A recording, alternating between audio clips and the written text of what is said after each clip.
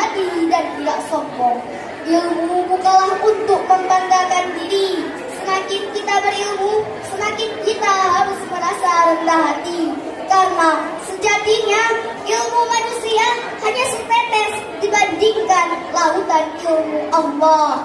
Jangan pernah meremehkan teman yang mungkin terlihat kurang pintar, karena siapa tahu mereka memiliki kelebihan yang belum kita miliki. Hadirin calon penghuni surga, semua adab ini adalah kunci untuk menjadikan ilmu kita bermanfaat. Tanpa adab, ilmu hanya akan menjadi beban yang memberatkan, bukan cahaya yang menerangi.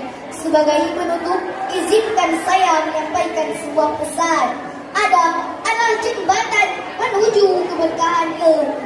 Semoga kita bisa menjadi pelajar yang tidak hanya cerdas, tetapi juga beradab, sehingga ilmu yang kita miliki membawa manfaat bagi diri kita maupun orang lain.